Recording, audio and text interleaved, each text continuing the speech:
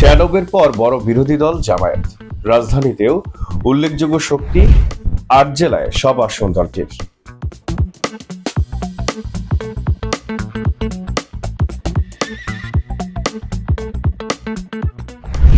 আসসালামু আলাইকুম প্রিয় দর্শক, যে যেখান থেকে আমাকে দেখছেন এবং শুনছেন সকলকে স্বাগত জানাচ্ছি।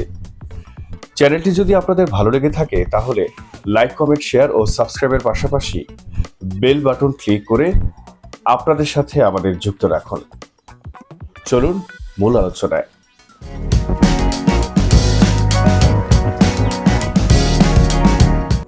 দীর্ঘদিন পর এবার জাতীয় সংসদ অপেক্ষাকৃত বড় বিরোধী দল পাচ্ছে বিএনপি।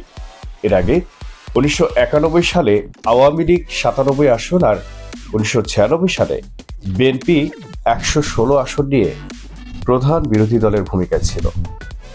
2001 সালে বিরোধী দল হিসেবে আওয়ামী লীগের আসন ছিল 62টি।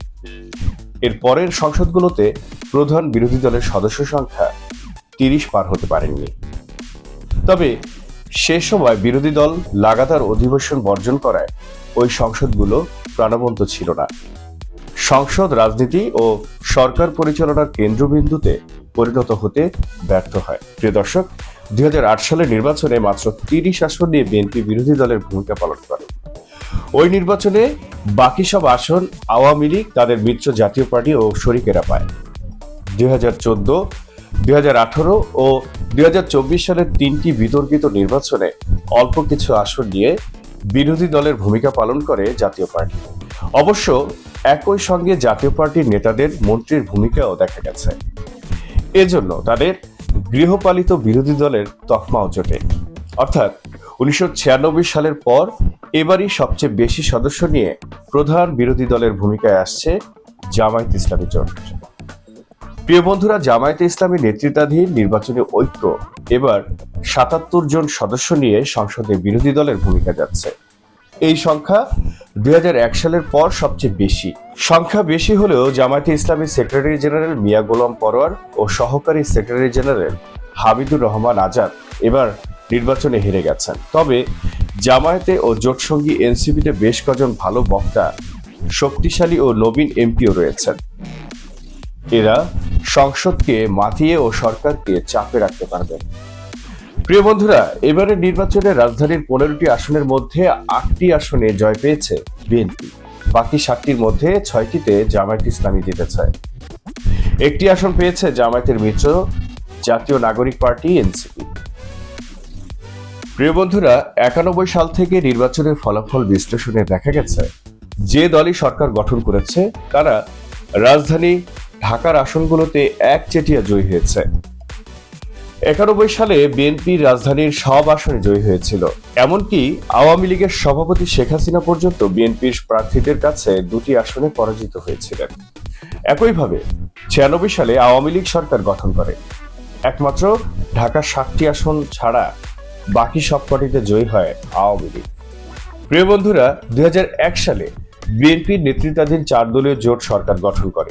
ওই নির্বাচনে রাজধানীর সবকটি আসনে জয়ী হন বিএনপির প্রার্থীরা।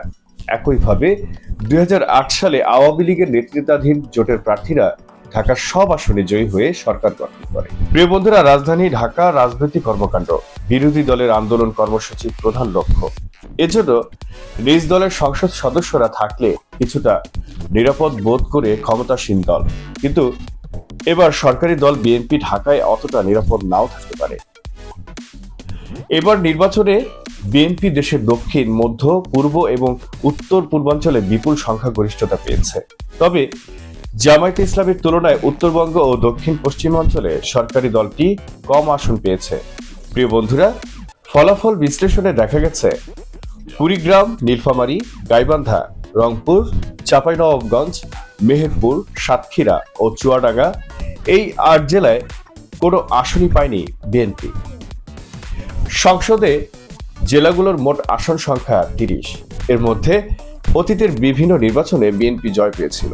চাঁপাইনবাবগঞ্জে বিএনপির চেয়ারম্যানের উপদেষ্টা পরিষদের সদস্য হারুনুর রশিদ জামায়াত প্রার্থীর কাছে হেরে গেছেন। তিনি বিএনপির 4 বার সংসদ সদস্য। এর মধ্যে 2018 সালের বিপর্যয়কর নির্বাচনেও তিনি আওয়ামী লীগের প্রার্থীকে পরাজিত করেছিলেন। 96 সালে আওয়ামী লীগ সরকার গঠন করলেও হারুনুর রশিদ বিএনপির প্রার্থী হিসেবে চাঁপাইনবাবগঞ্জ থেকে জয়ী হন। 2018 সালে চাঁপাইনবাবগঞ্জ 2 আসনে বিজয়ী বিএনপির আরেক সংসদ সদস্য আমিনুল ইসলামও এবার হেরে গেছেন। এছাড়া চাঁপাইনবাবগঞ্জের আরেকটি আসনে শাহজাহান মিয়া 3 বারের সংসদ সদস্য ছিলেন, এবার তিনি হেরে গেছেন। একইভাবে চুয়াডাঙ্গা ও মেহেরপুর জেলার 2টি করে 4টি আসনে বিএনপির প্রার্থীরা অতীতে একাধিকবার জয়ী হয়েছিলেন। এবার এই 2 জেলার 4টি আসন জামায়াতের দখলে গেছে। রংপুর ও কুড়িগ্রামে বিএনপি বরাবর দুর্বল হলেও এবার জাতীয় পার্টির দুরবস্থার সুযোগ নিতে পারেনি দলটি, স্থানটি দখল করেছে জামায়াত। প্রিয় বন্ধুরা, অর্থনীতিবিদ ও রাজনৈতিক বিশ্লেষক অধ্যাপক মাহবুবুল্লাহ বলেন, বিপুল সংসদীয় শক্তি দিয়ে দেশের স্থিতিশীলতা ও সমৃদ্ধি অর্জনে ভূমিকা রাখতে বিএনপির সামনে সুযোগ সৃষ্টি হয়েছে। আবার বিপুল সংখ্যাগরিষ্ঠতা গা ছাড়া বাহাবও তৈরি করতে পারে, তাই বিচ্যুতি থেকে সাবধান থাকতে হবে। কিছু জেলায় একেবারে আসন না পাওয়াকে সাংগঠনিক দুর্বলতা হিসেবে দেখছেন মাহবুবুল্লাহ। তিনি মনে করেন, এমন সমস্যা আরো কোথাও থাকলে তা কাটিয়ে ওঠার জন্য তৎপর হওয়া জরুরি। সব মিলিয়ে দীর্ঘদিন পর সংসদ রাজনীতিতে ফিরছে শক্তিশালী বিরোধী উপস্থিতি। এটি সংসদকে কতটা প্রাণবন্ত করে নাকি বাড়ায় রাজনৈতিক উত্তাপ, এখন সেটাই দেখার বিষয়। প্রিয় দর্শক, ধৈর্য ধরে আমাদের সাথে থাকার জন্য আপনাদের সকলকে ধন্যবাদ। পরের পর্বগুলো দেখার জন্য আমন্ত্রণ জানিয়ে শেষ করছি আজকের মতো। আল্লাহ হাফেজ। প্রিয় দর্শক, আমাদের এই চ্যানেলটি যদি আপনার ভালো লেগে থাকে তাহলে অবশ্যই লাইক, কমেন্ট, শেয়ার এবং সাবস্ক্রাইব করে আমাদের পাশে থাকুন। আপডেটেড প্রতিটি মুহূর্তে দুনিয়া digital, world news meets truth.